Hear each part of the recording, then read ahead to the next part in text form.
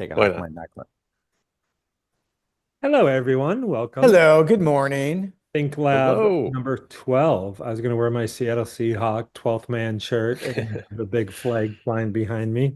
Yeah, So Mike, my office is in restaging mode, which is why I'm out to a different part of the estate, as we like to call it here. yeah, yeah. Oh, so Well, how are you? Dominic and I are in the same spot. Dominic was at an inspection. Yep. Ran back Nice. home to do the pod with you guys. I was in a gathering this morning at our office that we do on Mondays called Marketing Monday. And so we were talking about different things. Okay. All right. We So can go ahead. maybe we can chat about it while we're on this podcast, but we'll see. It might Why be a don't you fun poll. start? Let's start Well, there. it might be a fun poll. We were because we're utilizing Chat GPT a lot. I'm doing my best learning Chat GPT and learning how to give specific prompts to it to help me clean up writing or make it sound more professional or appeal to a specific group of people. And it's amazing what Chat GPT does. So over the weekend, I don't know which group did it, but somebody fed Chat GPT this question about social media and if realtors in general have been led down this boondoggle of whether or not social media is the right um, platform to be spending a lot of time. And what they found from the answer, and you can ask it anything it wants, but it might have been kind of a snarky question of like, maybe that's not the best place for us to go because apparently the average age of the seller right now is like 56, and the average age of the buyer right now is like 38. And the average age of the TikTok user or the Instagram user is much less than 38. So is that a boondoggle to spend all your time on this social media? So what do you think? I would like to start with a definition of boondoggle. Boondoggle would be like I should BS. ask ChatGPT. Yeah. I'll ask ChatGPT for you. We'll do it live. No, and then the thing was every time I've gone to a social media training seminar, they keep saying over and over and over again that right now Facebook is the Big Mac Daddy because of that age group. Most 56, 60-year-olds are most likely on Facebook as opposed to TikTok. Well, I think Um, this goes and I back. got shot down like a lost boy in Peter Pan. Are you the oldest guy in the room? I mean, As, when I, as a matter of fact, I was. which is funny because when I think of Sotheby's, right, I don't think of Sotheby's as 20-year-olds. And it's mostly because of where I think the niche and how they are. Um, So it's not a shot at Sotheby's being old. I think Sotheby's more is experience, more of people that have been around the block or two. But this goes back to what we've talked about, I think, in the past, right? I feel like this topic of social media has been ex exhausted to the degree that I don't get it. We've talked about this. If I go and look at paint today at Home Depot, do I Google the employee? Do I Google Home Depot to see what they're doing? I don't know. And it's funny because my question to start with is sort of this. So I'm going to hold off on that. But I asked ChatGPT what boondoggle means. okay, read it. I said, my exact prompt was, tell me what boondoggle means.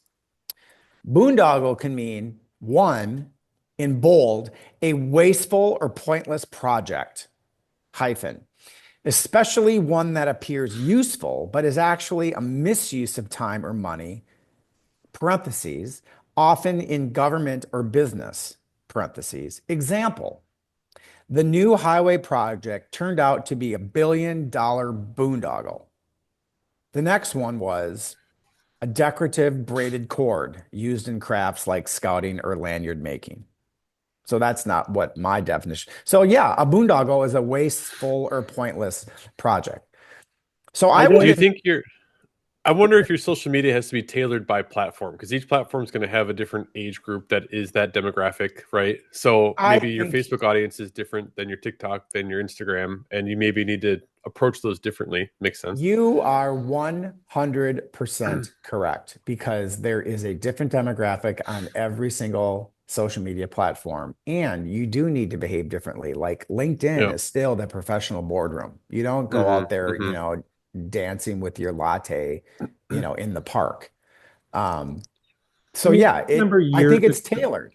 I remember years ago we had I did this all day thing and it was, the idea was Facebook is more the you want to connect with friends and family and here's what I did over the weekend. Instagram Hmm. is more the picture. Look what I cooked. Hmm. You know, um uh Pizza.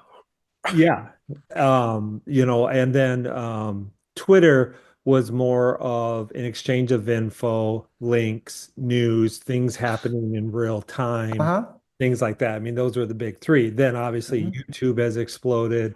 Um, so to answer your question, do I think social media is a boondoggle? I think it's a boondoggle if that's your only marketing. The number of listing agreements that I go to where I am told the previous agent said that their marketing plan is the MLS, a sign in the yard, and social media. I don't think that's enough. And No, I I think don't. that's Right. the bare I minimum. I don't disagree with you. And at the same time, I think if a realtor isn't doing anything with social media, period, that is also a red flag, in my opinion. Um, so it's just like we've talked about countless times. You can approach this business from many, many, many, many different angles. It's like the amount of rays from the sun, infinite ways you can be successful in the real estate business. And just like you said, I still think it's true. Facebook is kind of like the picnic, the party, sharing information, yada, yada, yada. Instagram was always taught to me like that's kind of like your, the old um, photo album, looking through the photo album. That's something that's interesting, but now there's videos. LinkedIn is still, in my opinion, the professional boardroom. People are writing articles and making comments, and I don't do anything with Instagram or X. That's just never been my thing. And YouTube is literally a search engine. I mean, when I want to learn how Hmm. to make a specific thing, like let's say I want to make chocolate chip cookies, but and I want to try something different, I will literally YouTube it because then I can watch how they do it. So So what was the opinion of the office then? They say it's not a boondoggle. we were just using it as the devil's advocate question. We just use it was used to ask ChatGPT if it's a boondoggle, and then we had a really lively discussion about it. It was just like this. Some people are anti-social media, period. Other What's the people, alternative if you're not doing social media? Is it just reliance on the MLS or your website? Or I guess it's, what's the counter argument to not using I it? to not focus on the entire world, but to focus on your specific sphere of influence, the people that love you, trust you, want to help you succeed, want to see you succeed. And, it kind of goes back down to the old, if you've got a database of 200 people that you communicate with all the time and give information to and contribute something positive to their Sure. lives, there's a mathematical number of that. And I don't remember what that mathematical number is, but it should give you 20 deals. Um, I think that's 10%. So do you think that social media is also tied to the physical audience. And what I mean by physical audience isn't the consumer who's absorbing it, but the resource, meaning that I remember years ago watching $1 Million Listing in LA. Josh Flagg was at this meeting and he had no social media presence. Right. And the client was kind of chewing him out. And Josh was Hmm. like, look, do you really care if I get 100 million views? Because if everyone's just sitting in their bathrobes, in Spokane or Boise or, Right. Albany, New York, whatever, Hmm. my track record is I sell the property. Right. What was interesting was he did this social media thing and it got millions and millions of views. And in that particular episode, this house sold to someone from Asia that they thought, right? And he kind of ate crow like, whoa, this is really Right. interesting. But that was kind of, this episode was, it was years ago, right? I know when it But was the just question that starting. I have is, so your focus is Woodbury. Dominic's focus is, say, Sandstone, right? That kind of mid part of the state. So the question is, does it, how are people I don't sitting? think I would say that my focus is specifically Woodbury. I would disagree with that. So St. Paul, I just meant more of, Okay. okay, Twin Cities, right? Oh, yeah. So how many people, if you get a social media, whatever, how many people from Seattle, San Diego, Miami, New York, like are people wanting to move to middle Minnesota, metro? And the answer is probably, yeah, there are probably more out there than we think, right? But I don't know if the answer is on social media. Well, I can When you're say watching Florida, you were just where? I was in Florida, Right, but but what part? I was in central Gulf Coast of Florida. So I could see like you following somebody there and going, oh, that looks like maybe something I could afford or would want. I don't know if primary residence. So I guess the question becomes to answer Dominic's question is that's where your database can come in. That's where advertising can come in. That's where reaching out to other agents. So without going too far into it, let me throw out my question because I think it ties in. When did this business become so complicated? I don't think it really has become complicated. I think there's more options for us to market ourselves, but as long as we're on the social media topic, I'm on my phone right now and over the To be weekend, focusing on Dave. but I'm on my phone right now. And over the weekend, I got a Facebook Messenger message. So it was in the private portion where we can just have private conversations. And um, hey, question for you.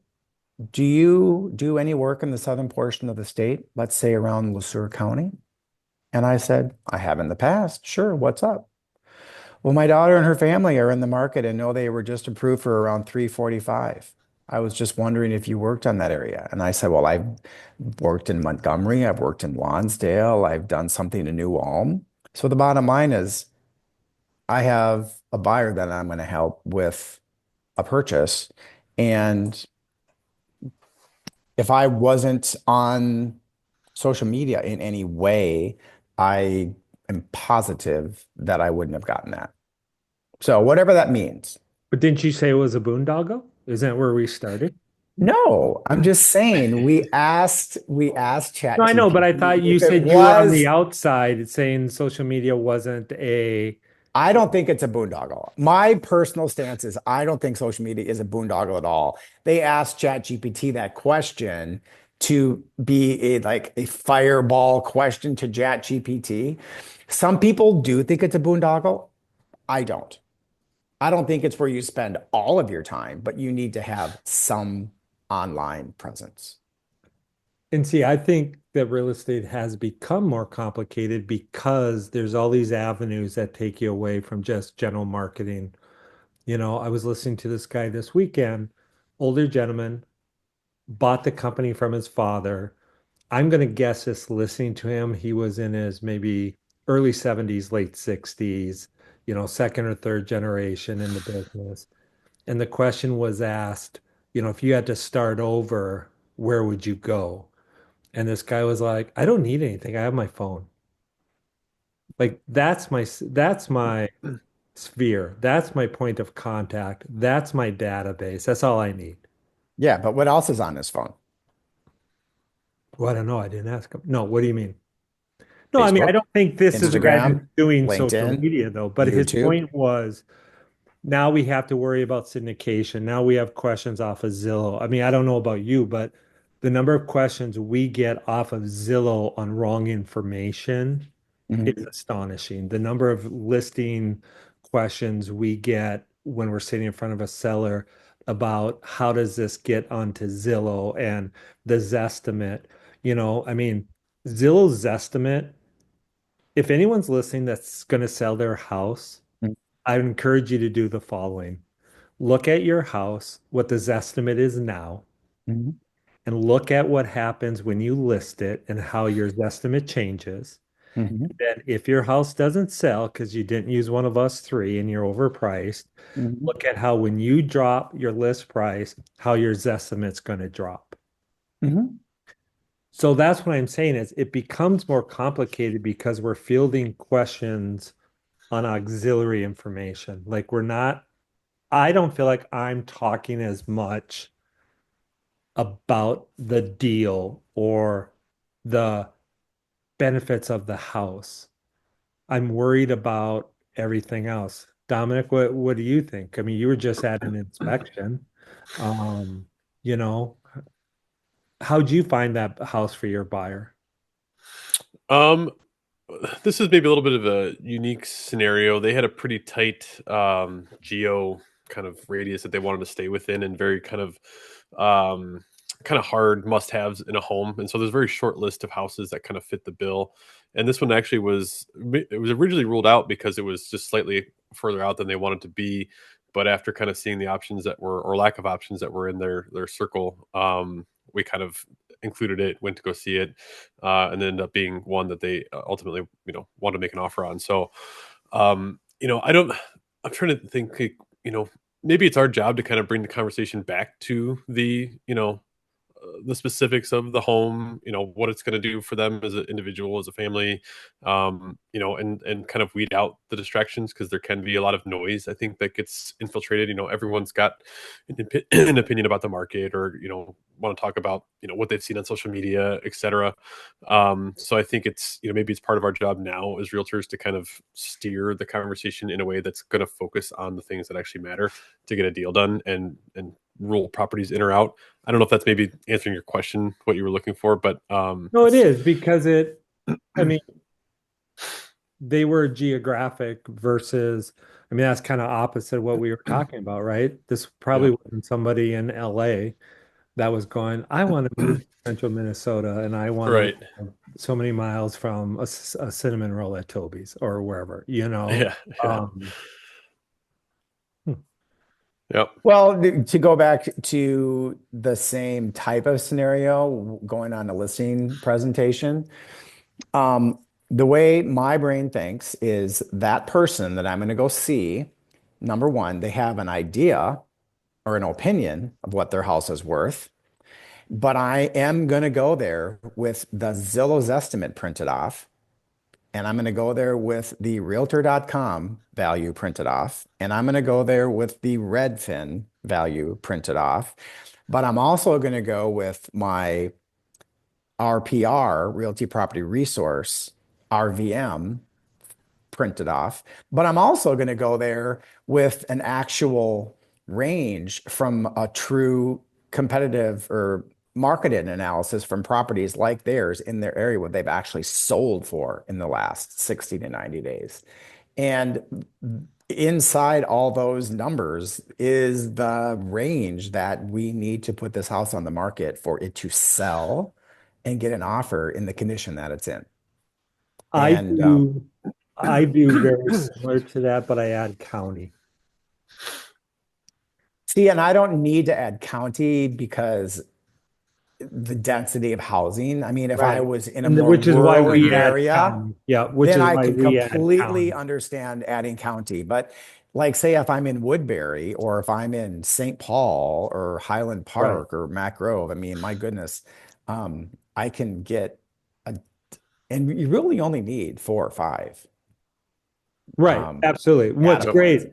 Yeah, what's great about North Star is you can once you find an MLS Mhm. address, you can do quarter mile, half mile. So yeah, you don't necessarily need to do the county value as well. So Yeah.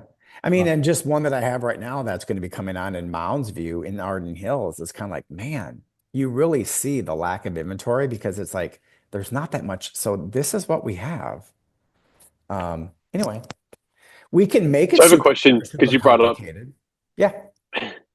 well, you brought up AI, and it's funny because I was chatting with a buddy of mine over the weekend, and we were kind of in real time testing Chat GPT against Grok, the Twitter AI that they rolled out. I think Grok 3. We were just doing messing around with like image generation and trying to see, what phone was better than the other, or asking it the same questions and see what kind of responses Uh-huh. we got back. And I was curious if you played around with other AIs and how much you use it in your day to day as a realtor, and kind of what things you like to use it for. Because I use it here and there, and I find it becoming a more useful resource that I tap into more often. Are you asking me? The group, but yeah, I guess you first. I have most of my limited experience with Chat GPT, but I purchased the professional level of it. So I paid the $20. So Mm, I get everything that it does. And when you do that, it does get smarter instantly. Um, I use it mostly to help me, like, say, if I want to make a post on Instagram, or on YouTube.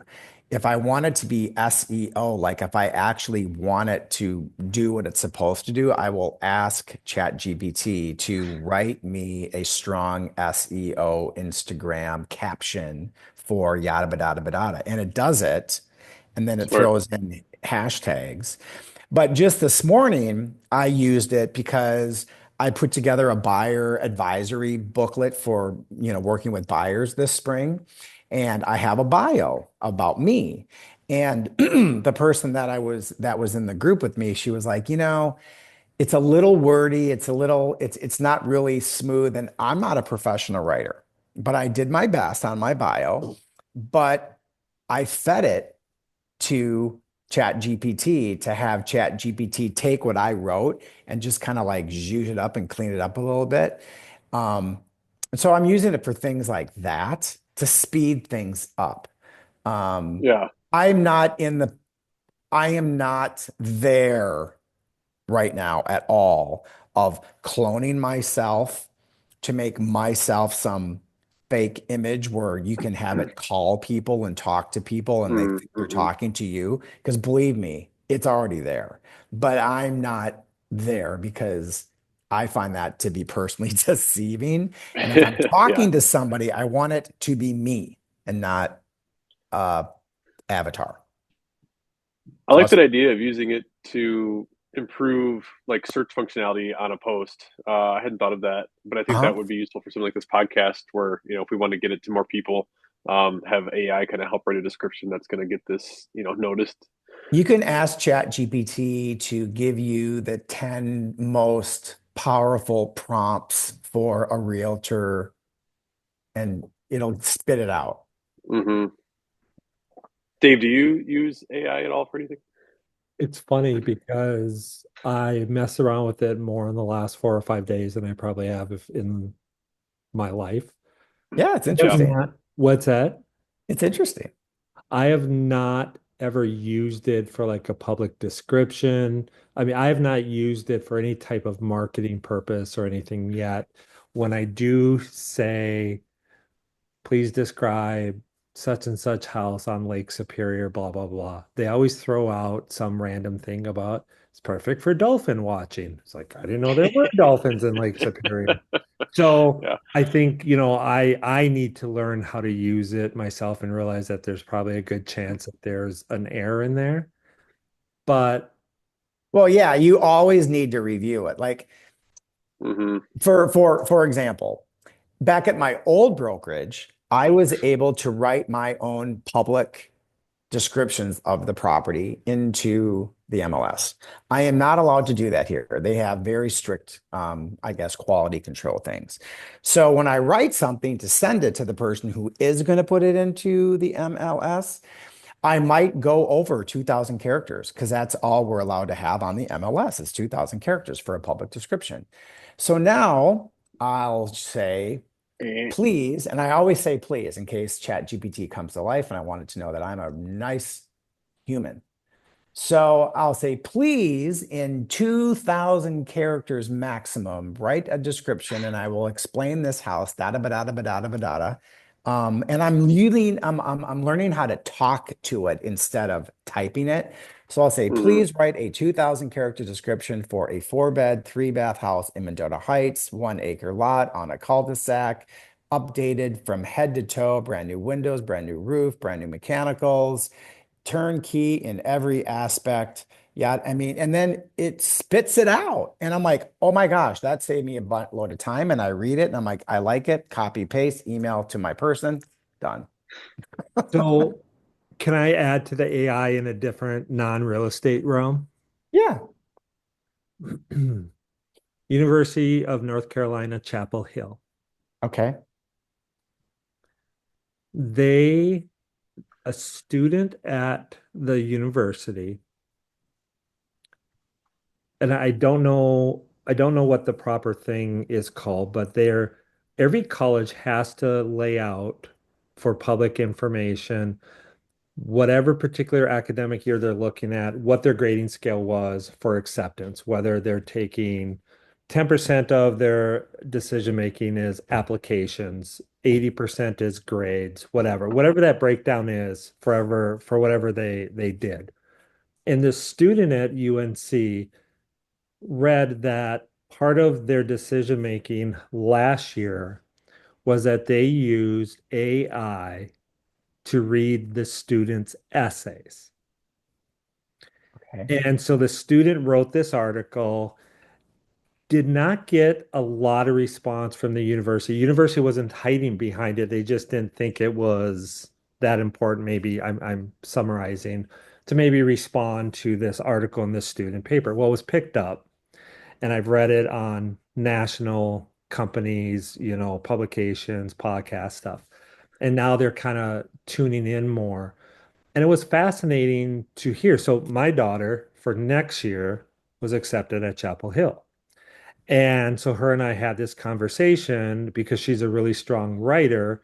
I wonder what they're using for 25, 26, how much AI is playing a part of this decision making because Mhm. they don't take a lot of outstate students, blah, blah, blah, but she was accepted. And her and I had this conversation and we were looking into it more. And UNC has a really open um, guidelines for students that if they're writing a report or a paper or something for school, they can use AI. They just have to disclose it. It's one of their citing sources. So I Mhm. find it interesting that one of these top schools um, is allowing for AI to not only be used by students, but also being used by the admissions people. And I think for those people who are not really understanding AI, like it's out there probably way more than we agree. So it's kind of a side note, but here it is leaving our world of real estate and now going into an academic realm. And I find Oh, it very it's everywhere. Hmm. Hmm. It's in everything. It's in everything. But I don't think a student can use AI specifically 100% because I also know that AI can detect when a student submits a paper that was written completely from AI and no, it no. is. So what they were saying is if you want to use AI, that's fine. You just have to disclose it that AI was involved. And then it's up to the professor whether or not it's a true, you know, and they do have that mechanism in place where a teacher or professor can copy and paste and put it in. They can see if it's been plagiarized. Hmm. They can see if it has the hallmark of AI. So, I mean, if you write a whole paper on from AI, yeah, I bet you're not going to score very high. No, I don't know there's why, but I feel like I like that they're enabling the students to reference AI in a paper and maybe, as long as they're citing it properly and that sort of thing. But I don't know why, I feel a little bit odd that they're using it to judge the papers, that should be like a human reading these essays and that should go through a human filter. I don't know if it even makes sense that I feel that way, but it's just No, kind of that was a that funny was like the topic. dichotomy. That Yeah. was the topic of one of the top people that writes on this subject of administration in colleges is what are the pros and what are the cons? Hmm. interesting. Yeah, absolutely. No, I totally agree. Yeah. So, Yeah. Mike, how was your Yeah. week of real estate? I'm sorry. Your week of real estate? Well, I got back from vacation on Wednesday. So Thursday and Friday and over the weekend, I mean, I've got a lot going on. I've got a couple properties under contract that are closing here. I've got one that we talked about that's on with hold currently that because they're building and we're trying to time when they want to go live. Um, Actually two that are building, so they're on withhold. Um, so when if somebody inside my brokerage or me, I can show it. I've got a new buyer, as you well know, from what I shared with you over the Facebook Messenger. Um, Not a I real was just human, it's a computer. no, it's actually a distant cousin referred me his daughter, and we only communicate on social media, like liking people's and yada yada. So I mean, it's interesting. He has a lot of funny Um, words today. Yada badada, boondoggle, yeah, yeah, woo woo. I don't know. He's just making yeah, it up. I know. Yeah, I know. But I also know that properties that are going on the market are selling very quickly. There was one that my colleague put on the market in Woodbury, Lake Elmo area in a place called Torrey Pines. It's probably an 800-ish property, went in multiple offers over the weekend, just being on for a couple days. But I know that the house before it went on the market had a lot of preparation done to it. So that's important. I went to put a sold sign on my land that sold over in Wisconsin, and the wind was so wicked that it unscrewed the screw, like the little eyelet screw, and my sign fell to the ground, and so that's got to be replaced. So spring has sprung, is what I'm seeing. How about you? I'll let Dominic go. I know he's been busy. Yeah, I feel like someone flipped the switch to real estate market on in our area for some reason, Uh-huh. and yeah, the last week or two has just been a whirlwind. So yeah, I've got multiple properties under contract in the last week. Got another listing that went live. We got an offer within 48 hours. So we're kind of weighing that right now, and yeah, a couple other listing appointments coming up in the next week. So yeah, I feel like there's been a flurry of activity, and it's kind of interesting. You just talked about. I was at the inspection, and the inspector was saying, obviously the winter can be a slow time for them as well, but they're starting to see an uptick. Even just in the competitiveness of deals and inspections and things being waived, which it's kind of they're in a weird spot where when it's good for buyers and inspections are happening, they're busy, but it can be really good for sellers where they're not busy too because people are waiving that and they're getting into competitive offer situations. So he was trying to take the temperature of what it was like up here because he was saying, down in the cities especially, he's seen an uptick in multiple offer situations and things like that. And so I feel like definitely we've seen an uptick here as of the last couple of weeks even.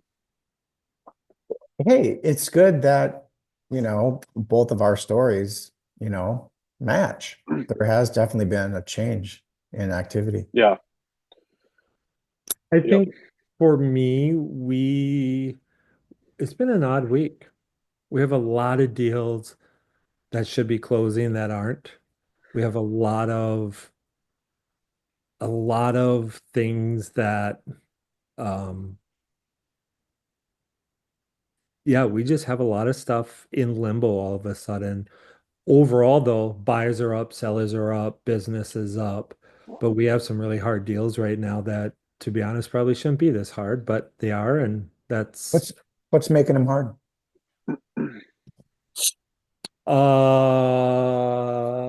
don't know if I can go into it at the moment.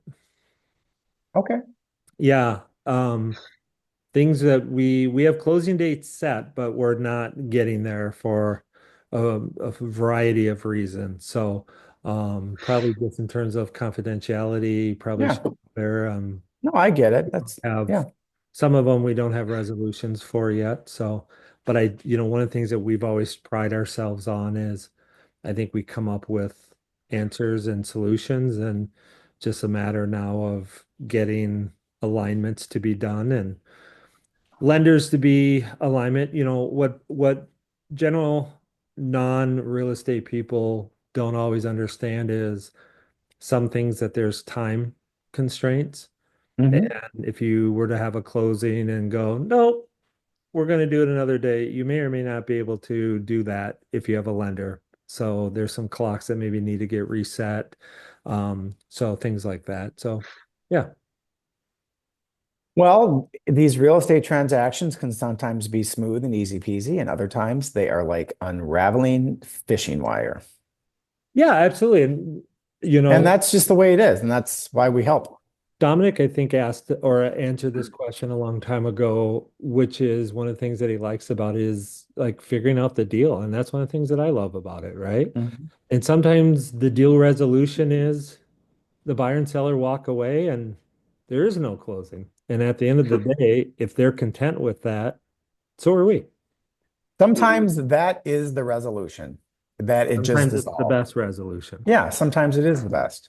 So, Yeah, all It's a right. funny Well, conversation given the AI subject we were just touching on because I'm sure you guys see it too, where there's a lot of people that well, how many times have you heard that realtors are going to get automated away?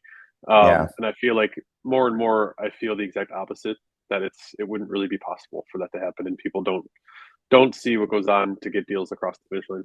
Yeah, and I do not think that realtors will be automated away ever. I Yeah. just don't think that's something. Well, ever is not a very good word to use because never say never Yeah. because, the world changes all the time. But right now we are very hands-on Hmm. and I think without the realtor, at some point, I believe the realtor becomes the hub of the transaction. I used to always believe that the client was the hub, but sometimes if you have first-time home buyers, first-time home sellers, they don't know what always needs to get done. And sometimes you need somebody in the middle to pull title, to pull the other side, to pull the lender, to pull the inspectors, to pull, Right. to bring in county, whether it's wells, whether it's septics. Like you need kind of sometimes you need the ringleader, and sometimes the ringleader has, candy and cupcakes, and sometimes the ringleader has the chair and the bullwhip, um, to get people to communicate. And again, the number of times I talk to clients and go, I would walk away. well, Like, sometimes clients don't have a sense of urgency, but my experience is, well, let me ask this question. I'll change it to a question. Um, are you having difficulty communicating with clients or difficulty communicating with the realtor on the other side? And if that's confidential, you can say it's confidential. I would like to pass on that at the Okay, moment. there you go. And and for those, people again that aren't in real estate, the difference is I think sometimes is being the broker. I'm involved. I mean, some of these transactions are my personal ones, some are Hmm. not. Hmm. Some are, helping to facilitate a resolution. And again, that resolution may be an agreement, may be monetary, or may be thanks, but no thanks, and people walk Hmm. away. So, Yep. what's great about it, Whatever. yeah, the thing that I love about it is we can give them options and we can give the other side options. And if you have the buyer and the seller doesn't want to party with you, well, then you're kind of at a breakdown. And if the seller wants to, but the buyer doesn't, well, you're kind of at a breakdown. I mean, this truly is, I think, in order for a transaction to go smoothly, the seller has to feel like they're winning The buyer has to feel like they're winning. And that doesn't necessarily always mean monetary. It can be chickens, it can be a pig, it can be a dog. I mean, Mhm. There's a there's lot of pride in there's a lot of pride inside of transactions sometimes too, where people don't want to be the quote unquote loser. And oh, absolutely. you know, Mhm. Absolutely. I mean, the number of deals that we've had that somebody in the transaction wants to hold out for more money. mhm. And so you just, you change the first number and then you ask for it if you have the buyer. Okay, fine. You're bent that that house has to have a four in front. Great, we'll give you a four, but we need this, and they're like, okay. You end up back at the same spot, I know. um, because they give back everything, but sometimes it's that pride issue because seller one can say to seller two, I told you so. And it's like, really? I don't know if you told And me. that's why, Yeah. yeah, it's it's a delicate dance sometimes. And we just have to be the mouthpiece of whoever we are fiduciarily in contract with. Yep. So, all right. Well, Dominic, you have to book. Mike, happy Seattle Seahawk 12th episode. I know you're a huge fan. Sure. Bye, you guys. I miss our What? rapid fire questions. Oh, okay. Mike, what is your Yeah. favorite social media? Huh? Your favorite social media? You could only use one. Go. Facebook. Dominic. Instagram. Ooh, interesting. It's because you did a pizza this weekend, right? That's right. That's right. Mike, 5 years. Are you still in the business? Yes. Dominic? Yes. Mike, 10 years. Still in the business? I'll be old. Yes. Living in Florida? Maybe. License I, in Florida? I'm contemplating it in all reality. Dominic, living in Hawaii? Yeah, my AI chatbot is gonna take over my Minnesota business. I know where Dominic would like to reside. He wants to move to Kentucky and be able to have lunch meetings at a lot of the distilleries. I want to That's move funny. back The to image generation I was playing around with was a made up brand of bourbon that I was trying to visualize. So I was prompting Grok and ChatGPT to give me some branding ideas. I Oh, heard, that's oh, go awesome. ahead. I want to move back to Italy where my great grandmother and grandfather came from. So I actually have a drink for you, Dominic. I don't have my Yeah. phone handy. Yeah, it's one that All I right. might try to have. I'm not a big drinker. Well, I haven't drank in a long time, but it's called a Old Professional. Okay. It's a version of a oh heck. An Uh, old old fashioned an professional. old That's actually, fashioned. Thank you. something. Yeah. Yeah. did you say old fashioned? You called it an old professional? No, no, the drink is called an Old Professional. Oh, okay. And it's similar to an old fashioned, Really? but it has syrup, like maple syrup, Uh-huh. Mhm.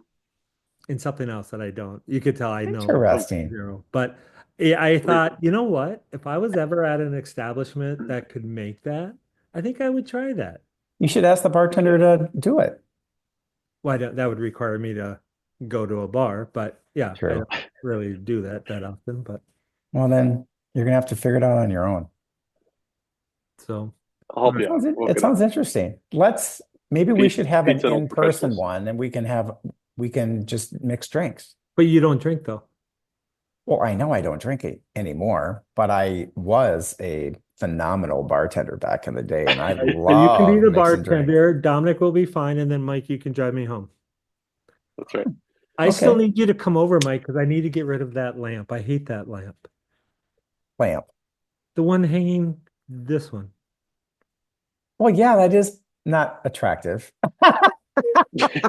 I'm not disagreeing, which is why I need you. You should just get like a mid-century model, like just a globe, just like That's a why you need to single come over globe. and see the space. So, yeah, you need to Ah, come over and see the space and all then right. have one picked out. I just did a mid-century globe. No, but I don't think a globe's going to work. I have a long table there. So I think It's we three need, globes. Three globes. Globe, globe, globe. all right, well, I need you to come over if you ever weren't so busy in Somebody sees Florida. me through the window. Oh my God. Hello. Bye, Mwah, everyone. mwah, mwah, mwah, mwah. That's a great way to end. Bye.